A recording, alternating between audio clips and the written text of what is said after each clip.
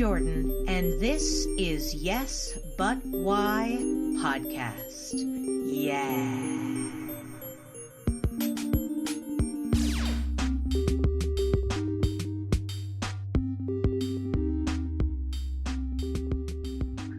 Ralph, Dave, and etc. Oh, okay. You're etc. Yeah. Yeah. Ralph and Dave are brothers. Dave is Jewish. He converted. And what else? Oh, they're idiots. So wait, Ralph and Dave are brothers. Dave is Jewish. Ralph is not. Well, it's a long form setup, and Ralph and Dave took us about 8 months to come up with a format. Their actual names are Joe and Todd. Let's see, Joe is Ralph, and Todd is Dave. Todd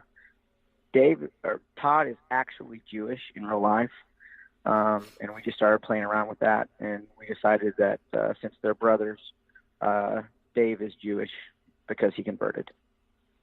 Oh, so is there like a narrative element to your shows? Oh yeah.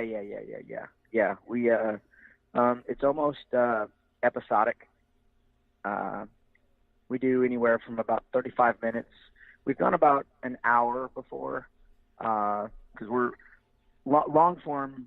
There is no long form where I'm from, and I study the Second City, and then I go to Chicago as much as I can. And Joe went with me about 2 years ago, and we saw an IO show, Shakespeare improv or improvised, and he was like, "Man, I really want to try this." So we were doing a play in town, Young Frankenstein, and Todd, who actually showed up to the audition by accident because he thought it was a different audition. He was cast, and so we got together and we started playing around, and we just kind of came up with this format of we get some sort of crazy suggestion from the audience, and then we just kind of see how much trouble they can get into. The two of them as brothers getting in and out of trouble, and then I come in and fill in all the other characters along the journey. Oh, wow. You're everybody else? Yep. Wow. Does that feel like you have a heavier burden, or is it just different because yours is? That's what I like to do. I took a solo class with Andy Iminger several years ago, and I've done because there are no improv troupes where I'm from, and so I did a couple of solo shows, and it was a lot of fun. And this way I get to kind of do a solo show, but I get to have other guys with me so I can play off of them a little bit more. To me, it's a great setup. It's a dream setup. You took a solo class where? At Second City? Oh. Yeah. Because I was going to be like, wait, you just said there's no one teaching this. So tell me about you. Where do you live? You live in Indiana? I live in Indiana on the very southern tip. I actually live, it doesn't have a post office, but I live in Paradise, Indiana. Nice. My address says Newburgh, which is it's about 3 to 5 minutes outside of Evansville. So my line is I have to go through Eville to get to Paradise. So when I was taking the classes, I would drive up to Chicago, take a 3-hour class, and then drive back because I had a job and stuff that I had to get back to. How long is the drive? Also, about 5.5, 6 hours. What? I'm sorry. Okay. You drove either 5.5 hours? Be. Yeah. Wow. Yeah. There's nothing around here.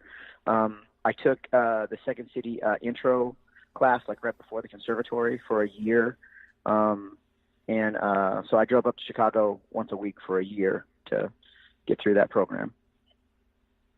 Wow. I've known a few heavy traveler improvisers like you. I'm in Austin, Texas, and there was a gentleman who would drive up from Brownsville, which is, I want to say like 8 hours or something. And it was, would drive up for like a end of the week class and then just stay the Yeah. weekend and drive back. So we had like a Thursday or a Friday night class, and he was like, yeah, and then he'd hang out with friends and then drive back. How do you you said you had another job, so you have to drive 5 hours, then you have to take a 3-hour course, which presumably starts around 7-ish. So what job can you leave at 2 p.m.? At the store, at the time I was doing that, I worked at a record store, which is the best slacker job ever. Back when they sold CDs and cassettes. Kind of showing my age there. The manager was pretty. Yeah, the manager was pretty easygoing. So during that time, I'll run through my schedule, my weekly schedule at that time. I was affiliated with a local theater troupe company. They call themselves TNT. It was totally new theater. These two guys from New York, super cool guys. They did a lot of shows for kids, but they needed adult characters to fill in the adult parts. And so for that year, I was also doing shows with them. So Monday, I would go to work. My job would let me have 3 days off. So Tuesday, I would drive up to Valparaiso, Indiana. My cousin lived up there. Wednesday, I would get up, take a train into Chicago, take the class, take a train back to Valpo on Wednesday, get up Thursday, drive back to Evansville, and either go to a rehearsal or work. Friday, I would get up, go to work in a rehearsal or a performance. Saturday, I would work. Sunday, I would work. And then Monday started it all over again. Oh, my God. Now, correct me if I'm wrong, because I don't know exactly how old you are, but you did say that you aged yourself. So my question is this: were you in your 20s when you did this? Yes, I was. Yeah. I was 20 and dumb. Yeah, I've done that stuff too. Not to say that I haven't done a lot of weird road trips for theater throughout. I just turned 40 this year, so I'll still do it. I'm actually, looking into doing a bit more traveling myself, and I was like, am I ready to do this? This is crazy. I was like, do it. Man, that's super wild. So how did you even get into improv if it was nowhere around you? You from the same area that you live in now, or from Indiana? Yeah, no, originally? I pretty much live in the same house I grew up in.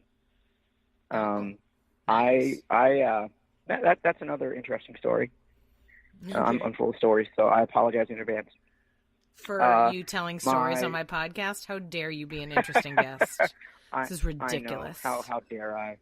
Come on. So, well, my sophomore year of high school, I had to take a speech class, and it terrified me. I was like, I got to talk in front of people. This is not. Oh no. There was a substitute for the first part of the semester because the teacher was on maternity leave, so I wasn't up and energetic and stuff, and so I was horrible in that class up until around halfway through the semester. She came back, and that speech teacher also happened to be the drama teacher. We had a drama class. I went to Castle High School in Newburgh, and she came back, and I was failing that class miserably.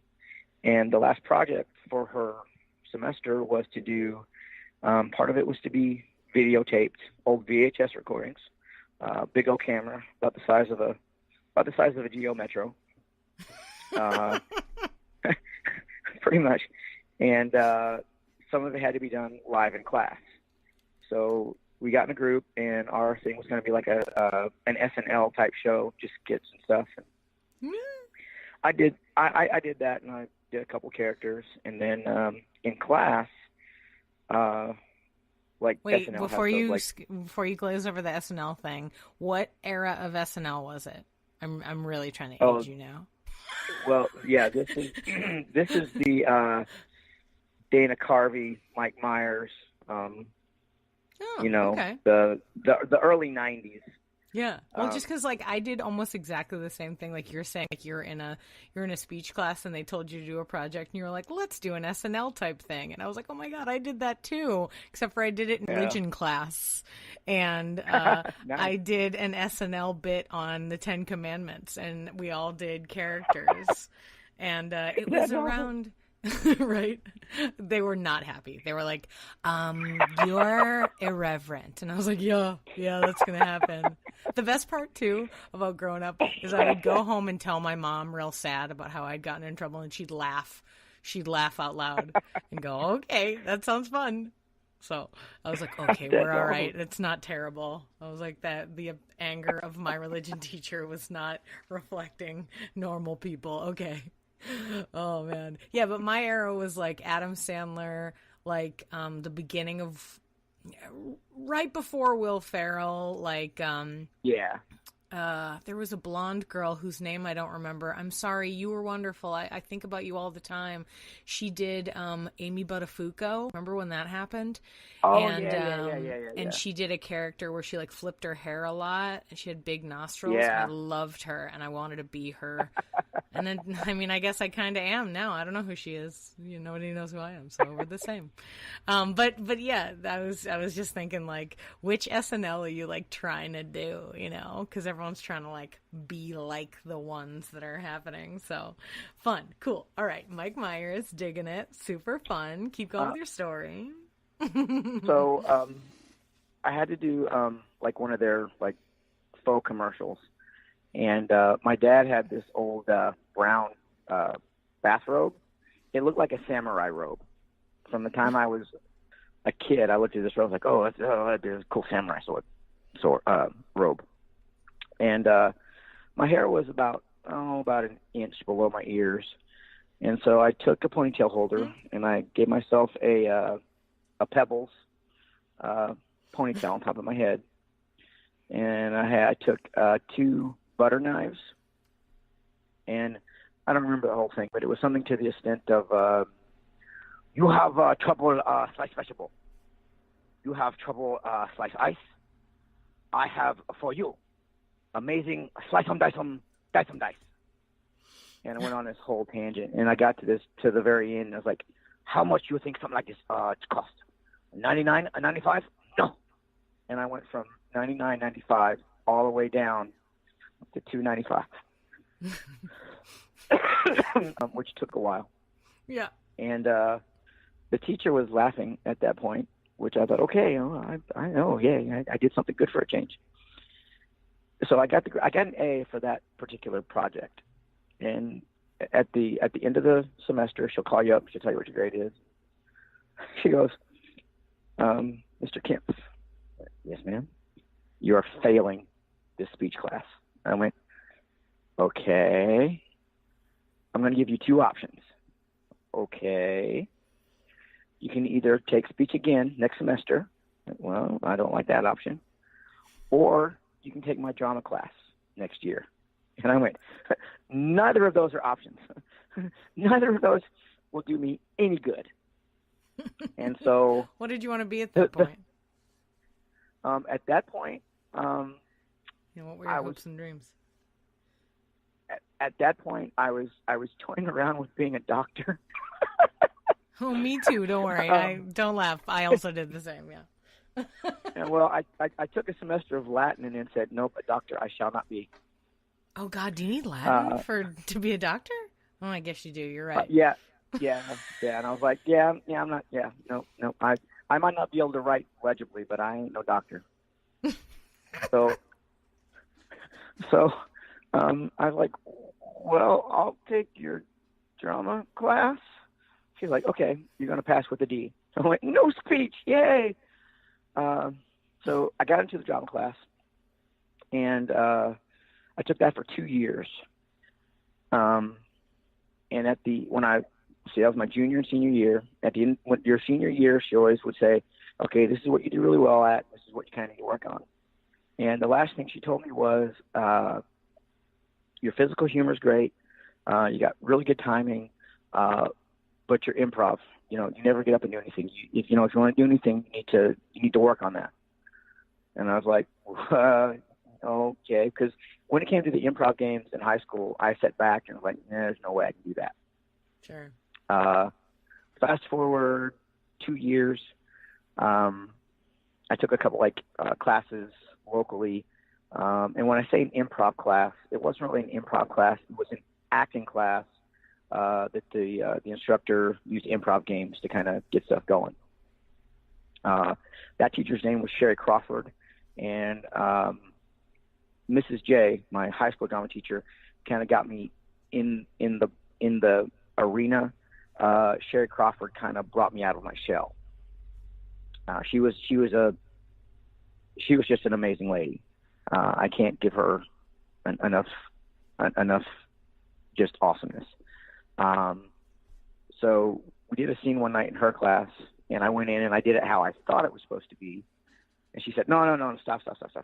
She goes, that's not, I can see that your body is not doing what it wants to do. And I was like, oh, okay, that's kind of weird. Did you know that? And she goes, do it how you feel like Jerry Lewis would do it. And I went, really? So I redid the scene in this just bumbling, just trip over my feet. If I can take a pratfall, I'll take a pratfall. Just take pratfall. I mean, if I walk into like a door where there are two swinging doors, one opens the right, one opens the left, I'll open up the right door and walk into the left one just to get a reaction. I just do that for fun. And so she kind of taught me that I can be kind of creative.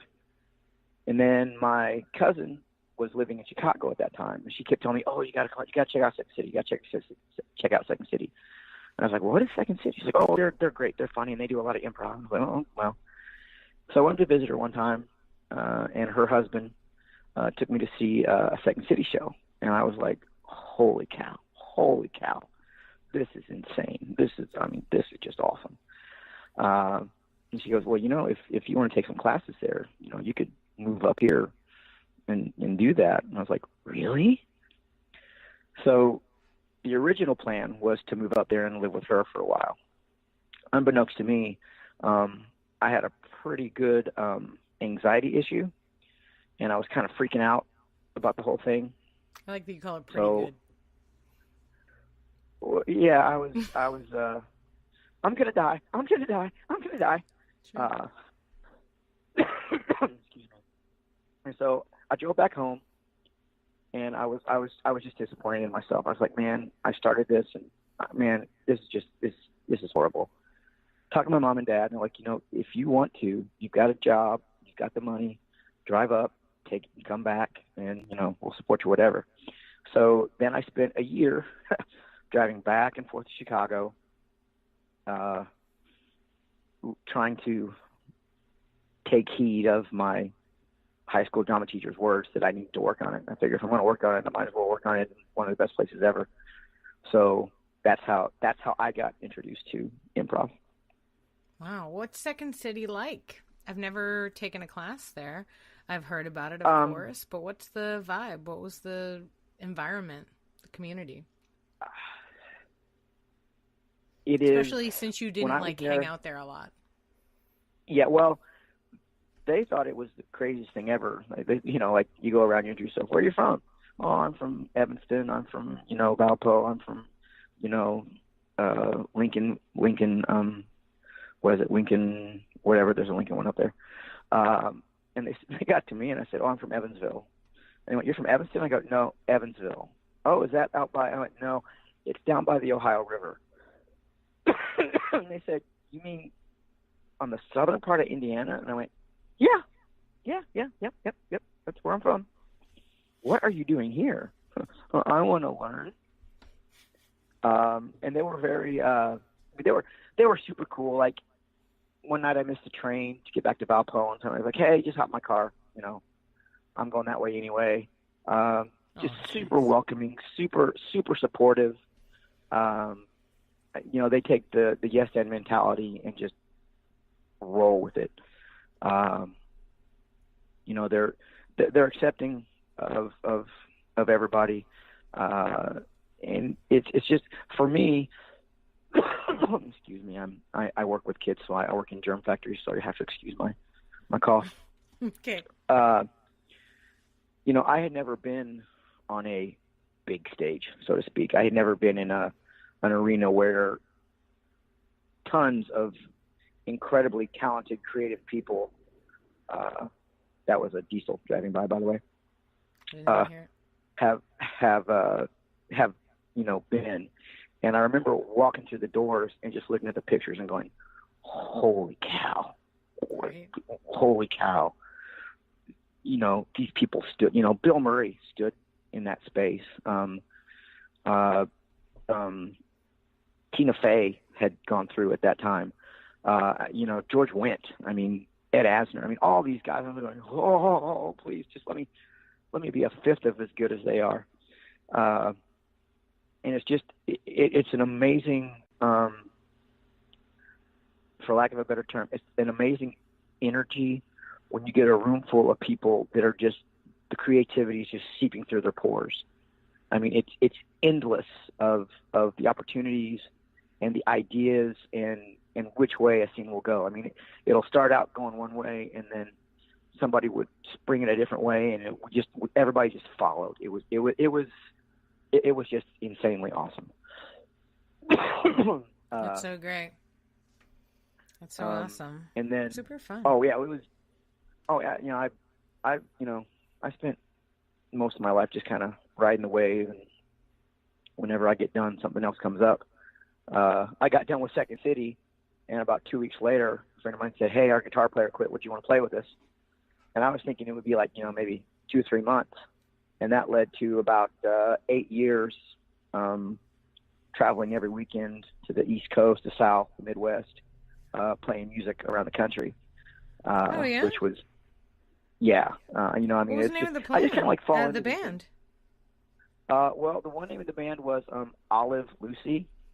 We were a nice. This is hard to say. We were a ska rock, sex funk swing band. I think the best, most people say, "You sound like No Doubt." Well, okay, fine, yeah, we'll take it. Basically, because it had a female vocalist, had drums, bass, guitar, bari sax, trumpet, and trombone. What's funny? It can be hard to be compared to somebody, especially when you don't feel like you're like that. But when people are comparing you to something, it means that you're they like care enough to think about it. You know what I mean? I've definitely, because I've seen people give compliments, and I've seen people after shows give empty compliments. You know what I mean? Oh yeah, I've been there. Where it's like they're just being nice. Like they're a kind human who is like, "Excellent job, performers." Like they're not. They didn't like what you did. But the comparison, even though it's like, No Doubt, no, we're not like that. It's still like, oh, but they thought of this popular band when they thought of you. That's nice. Oh yeah. It was, at the time, you're trying to look out and be your own thing, and it's, thinking back, that's a pretty good compliment. Well, this only comes with age. Like when I was younger, I was always like, "Shut up, don't do it." And I still get mad when people, go, "Oh, you really remind me of Melissa McCarthy. 3 guesses what I look like." And I'm like, "Oh, thanks." And I take the compliment because she's lovely and what she does is great. And I should love to be associated with something similar to that. But of course there's the voice in the back of my head that's like, "Shut up, I'm better. I'm like totally different." Like we're not the same. Just because we wear the same size pants doesn't mean. But, I'm trying to reconcile, so that's why I'm in this Zen place, trying to be all like, "It's cool, man." Totally. There's an undercurrent of anger. I'm originally from Boston. I'm angry. But. So, when you finish, how long did you go to Second City? Did you just go to, a level 1 course for a couple months, or did you take, whole... Well, when I did it, there was level A through E, and I did all 5 levels. And that took, a year and a half or something? Yeah, that took about a year. And again, my original plan was, because to get into the conservatory, you had to have a year of documented improv training at that time. I don't know how it is now. Mm-hmm. So I was going to take their their year of training, and then I was going to audition and try to get into the conservatory and, you know, go that route. Well, then my friend said, hey, let's play guitar. And I was like, oh, okay. So you're totally distracted from your comedy path to be a guitar player. Yeah, sort of. I mean, hey, artist, both. What I was doing was yes-handing, actually, now to come to think about it. I was like, I'm going to play guitar. Yes, and let's go. You know, and that, you know, the band stuff led to some cool things. That led to another band, and then the last band, which was, the last band was called 18 Wheels of Sin. We always talked about them in third person because we took on these personas of truckers in the band. There was Hank Bender, Uncle Jay, Cooter, and I was Larry T. Rucker. And we put on crepe hair mustaches and beards, and I wore a jumpsuit with Vans sneakers. I wore sheriff sunglasses and a Confederate flag bandana around my head. The truckers were from Irvine, Texas, and when they showed up, they brought the rock with them.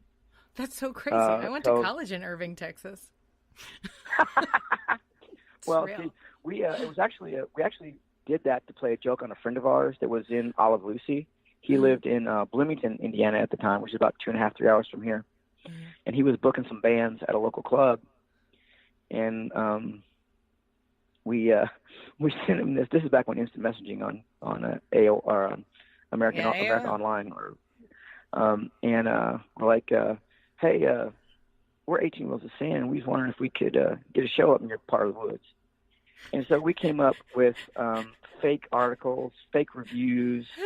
We've been in this magazine, we've been in that magazine. We just really like to get a show up there. And so then he starts IMing us as our real personas, and he's asking us questions about if we've ever heard this band. And we're like, oh, yeah, man, they're great. You got to get them. Terrible. And then we had another friend that lived up there. We let him in on the idea, and he just started talking up this trucker band like they were just the best thing since Betty White, because she came before sliced bread. No. I like it. So he got us a show, and we dressed up as the truckers in Evansville and rode for 3 hours in character, actually pulled into a truck stop, got some really peculiar looks, got to the place we were playing, and he didn't know it was us until we set our equipment on stage, and then he said a few expletives to us, and then he laughed about it. So, it was a good time. But he let you play. I'm sorry? He let you play? Oh, yeah. Because he actually didn't figure it out until after about our first song. Oh. And then he came up to us. He came up. This is one of my best friends in the entire world. He came up to me, and he looked at me and goes, that other band, the other band is okay, but you guys totally need to do this. And I looked at him straight face, and the name of the other band was Five Star Theory. And I just looked at one of my best friends and said, well, sir, I thank you so much for that compliment, but I have no idea what a Five Star Theory is. That a form of a Chrysler model car, something I haven't heard about yet? I appreciate the compliment, though. And he flipped me 2 birds and walked away. And the audience, then he had what's going a couple on? other shows. Yeah, so it was, it was fun. How many gigs did you perform as that group? The trucker band played about 10 gigs locally and around. I think we went to where did we go? We were in Evansville, Bloomington, Indianapolis, Owensboro, which is in Kentucky, a little ways down. And there's another one that I can't quite remember. But yeah, we would always show up. One time we actually played as both bands. We showed up as the truckers. played a set, got off stage, another band played, we took off our costumes, got back on stage and played as the other band. So Are they at least different styles? Oh yes, completely. 18 Wheels of Sin is, let's see, take some Hank Williams. It's like Jr. Leonard Skinner? Oh. Yeah, definitely throw some Skinner in there. Some Black Sabbath, some Willie Nelson, a lot of rockabilly, and that's pretty much what we were doing. That's why I decided to move to Texas, is because I liked Leonard Skinner, even though they're not from here at all. But I was like, I'll be fine in Texas because I can listen to Leonard Skinner. I legit thought that at 18 when I moved here for college. That was my Boston preconception of what it was like to live in Texas. I was like, no worries, I got this. It is not like that, just so you know. I mean, it's a little like that, but it's not like it everywhere. Alrighty. Man, that's fun that you're performing in these bands and then you're doing these characters, so you're clearly theatrical, you know what I mean? But your friends were too, so that's cool. Have you done any musical improv? I like to entertain people, not frighten them. And you don't have to sing. You could be the guitar player that does musical improv. There's a great misconception that all musical improv just has to be a piano player and some singers. But that's untrue. I did a musical improv troupe a bunch of years ago. I loved it. It warms my heart every minute. It's called Water Park. And we're in Austin, right? So everyone plays guitar. Everyone in the band, I call it a band. Everyone in the band except for me played guitar. So there were 5 of us. And we just had a guitar on the side of the stage. And whenever we were moved to sing a song, one of them would pick up the guitar and we would just sing.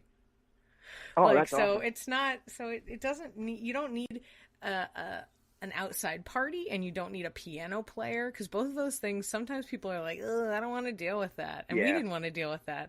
So we were like, wait. Everyone was like, wait, I play guitar. I was like, guys, I don't, but I have some tambourines. And they're like, bring them. So that's what happened there. So I'm just saying you can do it and you don't have to scare them with the singing if you don't want. You can be the guitar guy. You can be the sweet, sweet guitar guy with your riffs. That I could probably do. That I might give a try now. Maybe one of Etcetra's next characters will be a guitar slinger. That's You're welcome, Ralph and Dave.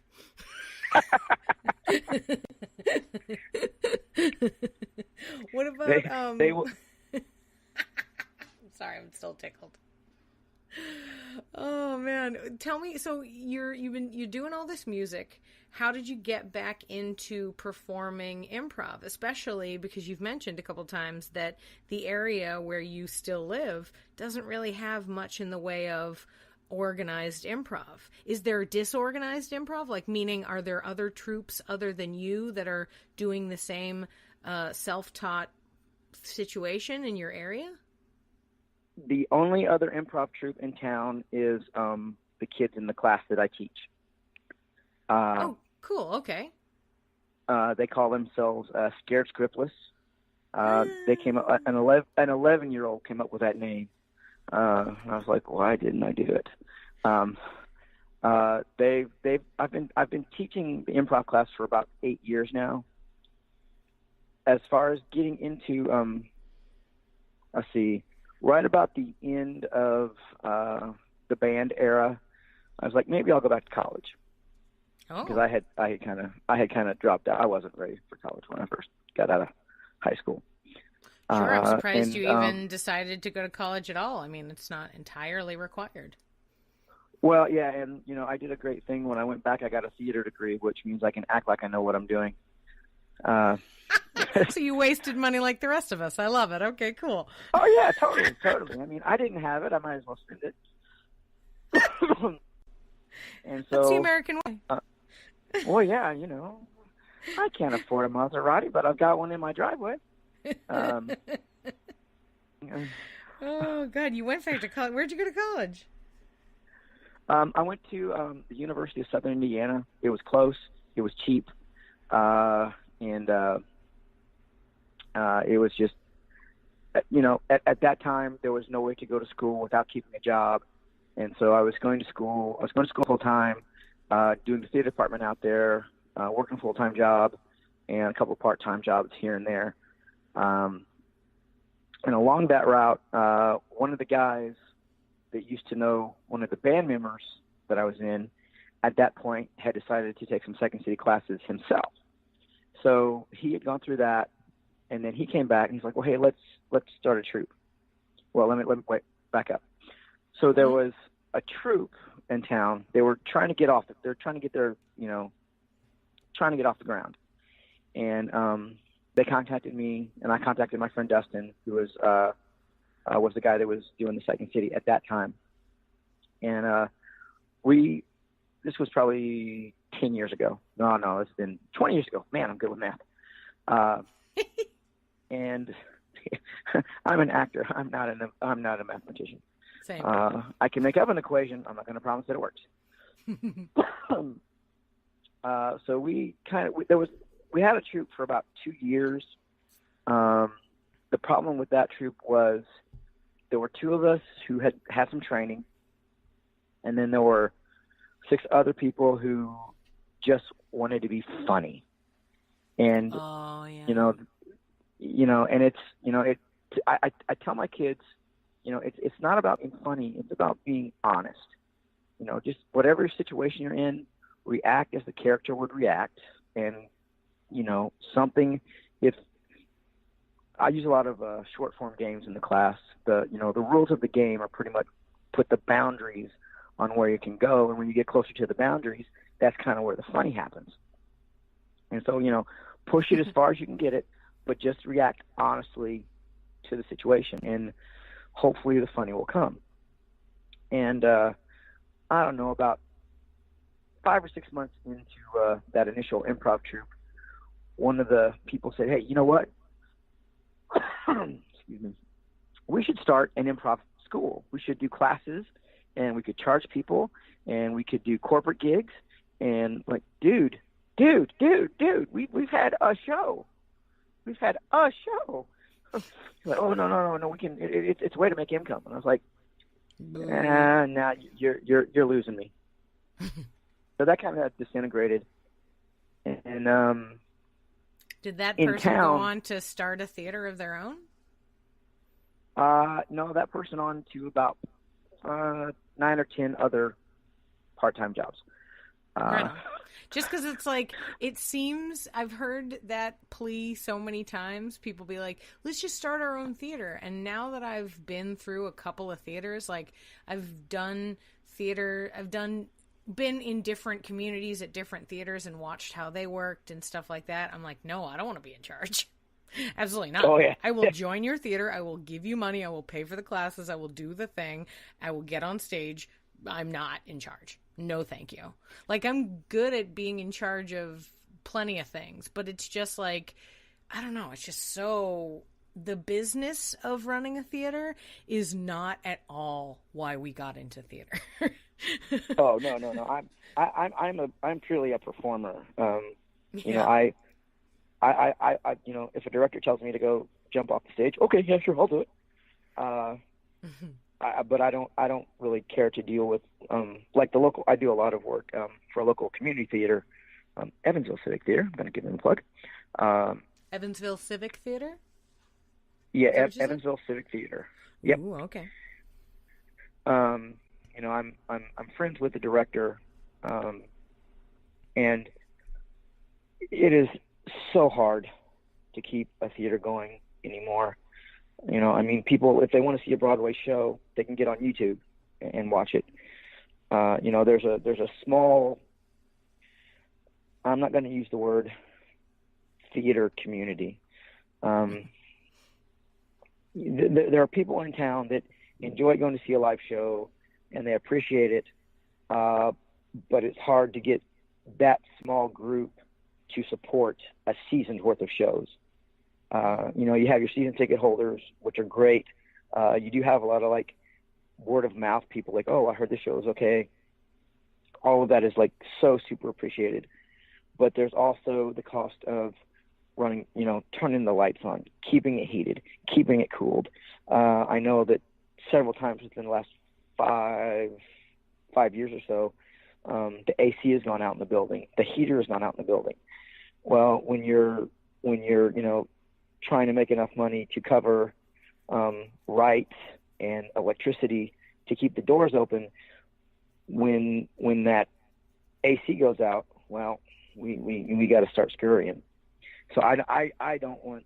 I mean, I will help out in any way I can, but I do not want to be responsible for whether or not someplace keeps their doors open. Right. So after that group broke up because people had different views of where they wanted to go, what was the next thing?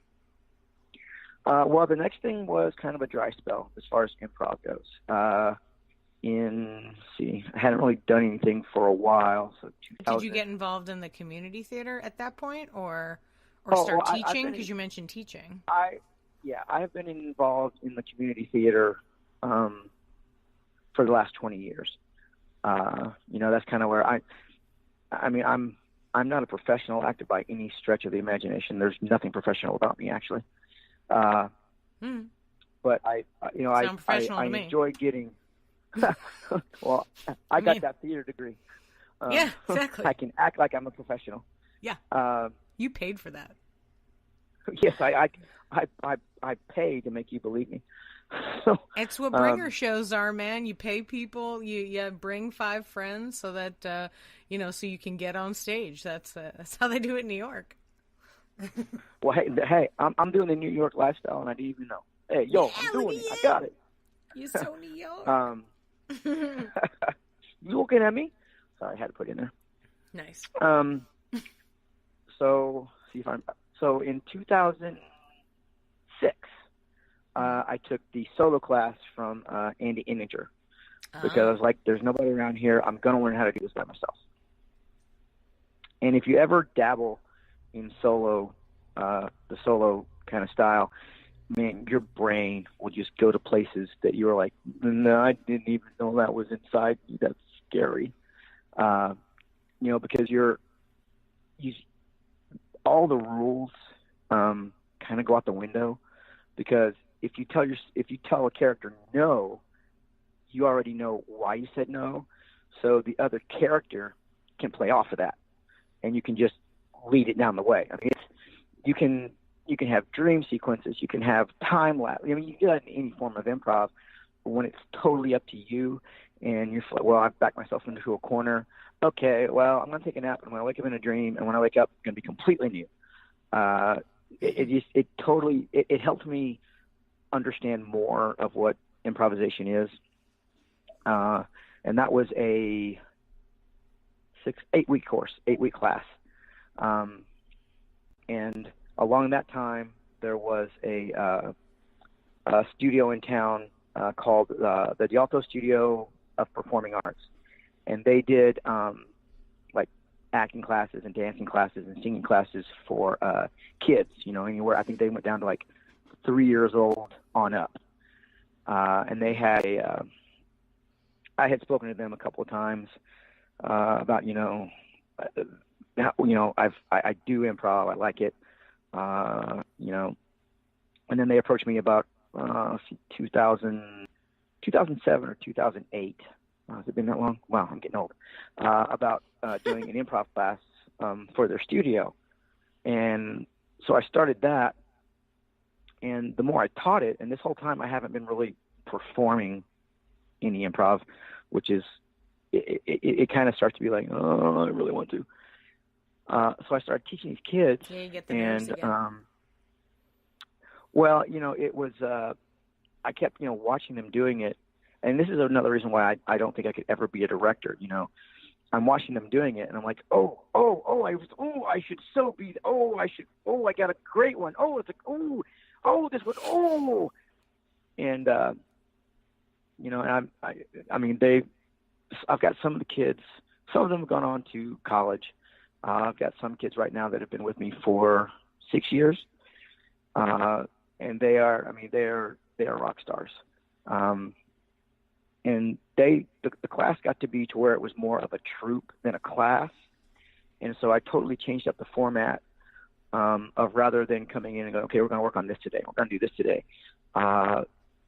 They worked as a troupe, and every time they have a show, we go back and I say, okay, guys, what did you do well? Say this. And then I'll say, well, what did not work so well? Well, this, and maybe we should have moved a little bit more. We should use the environment. Like, okay, so that's what we worked on. The goal now is to get them to where when we have a talk back after a show, it's like, that was great. We just maybe we should work on our energy level, but yeah, we're getting there.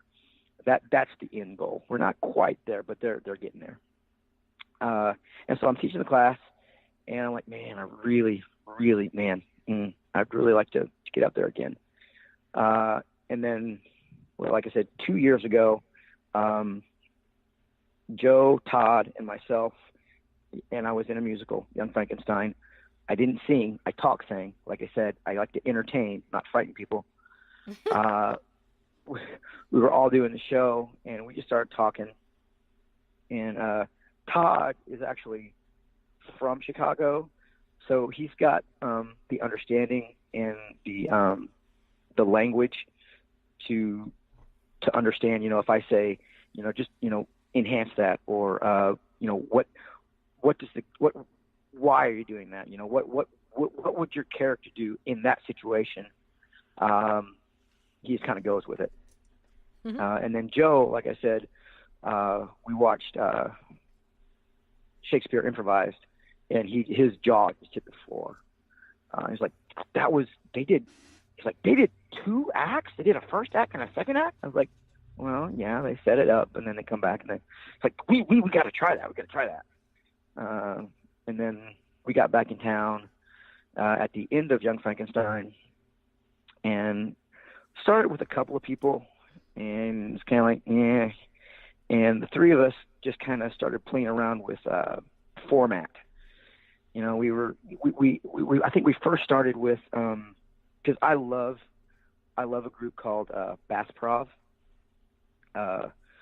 These two guys sit in chairs with fishing poles with no fishing line, a cooler of beer, and they just go for 45 minutes. They get like a current event and then come on a subject, and then there's just these two guys fishing, and they're man, I love them.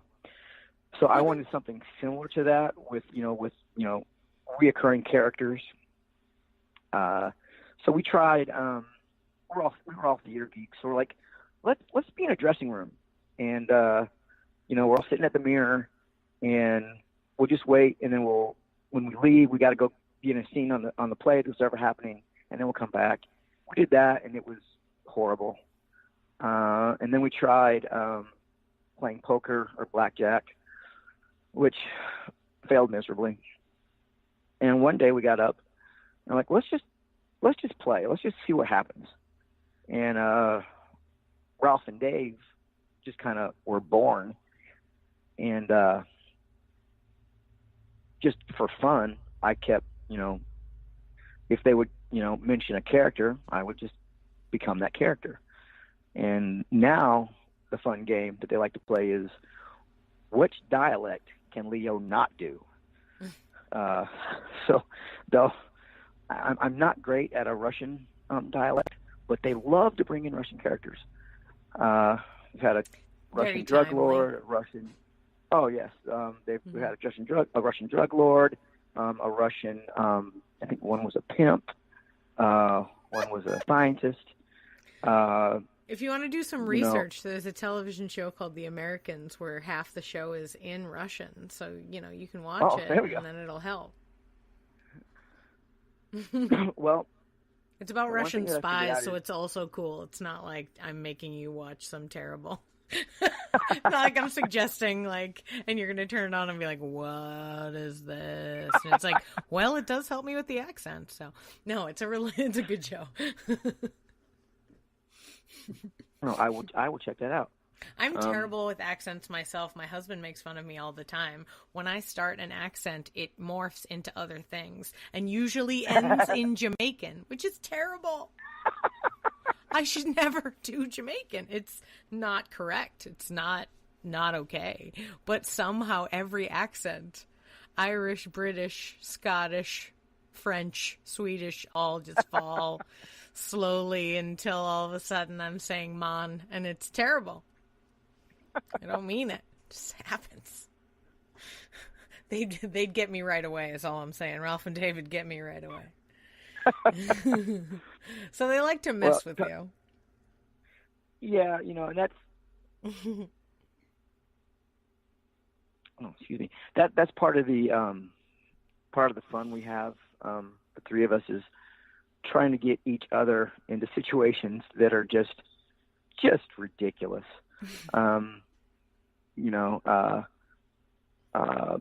The book Truth and Comedy, and finding the game within the scene and all that. We play games throughout our shows. Like I said before, I love physical humor. Charlie Chaplin's my bro. Give it up, Charles. And put that on a T-shirt. Oh yeah, totally. I'll do that and put it on Etsy. It'll go just as intensely as those Che Guevara things. Yeah, so I'll just get a little. I'll get the mustache and the hat. And the hat. Just give it up, Charles. Right, man. I mean, hey, might as well spread the word.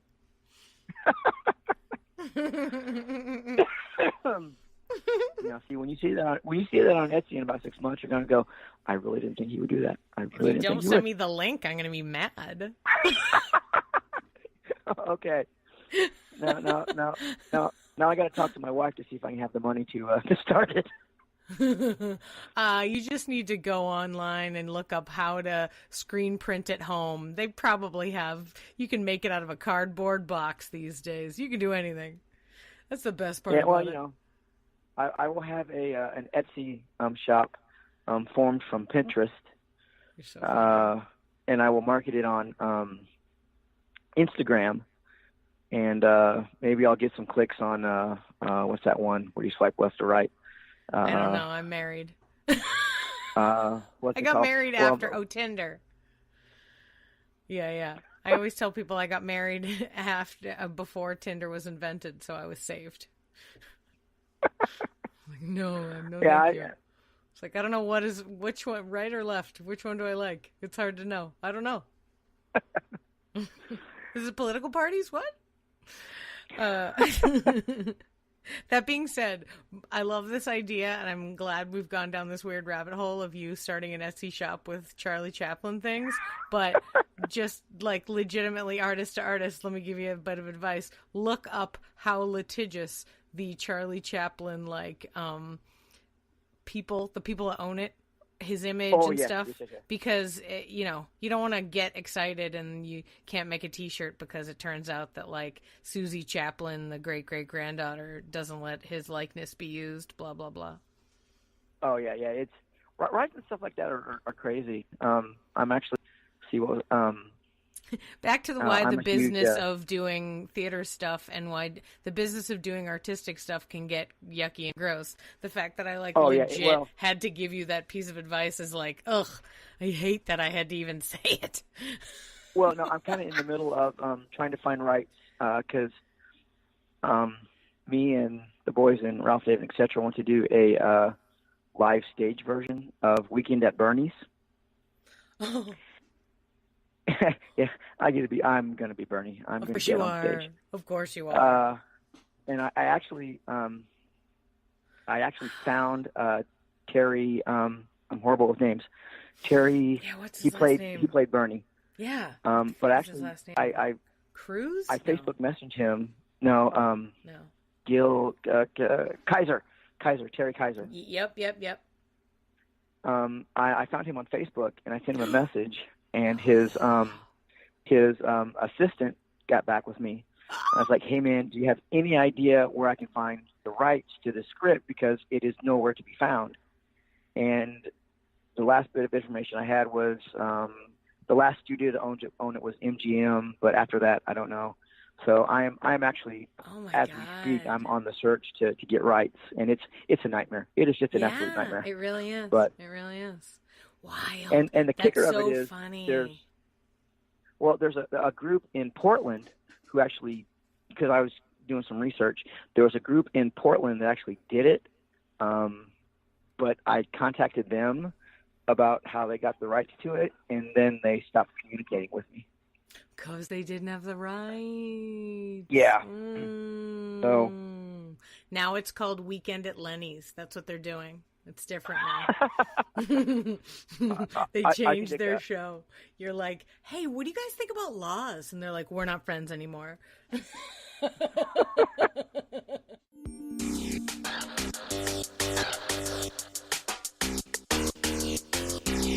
Thanks for listening to Yes But Why Podcast. Check out all our episodes on yesbutwhypodcast.com or check out all the content on our network, HC Universal, at hcuniversalnetwork.com.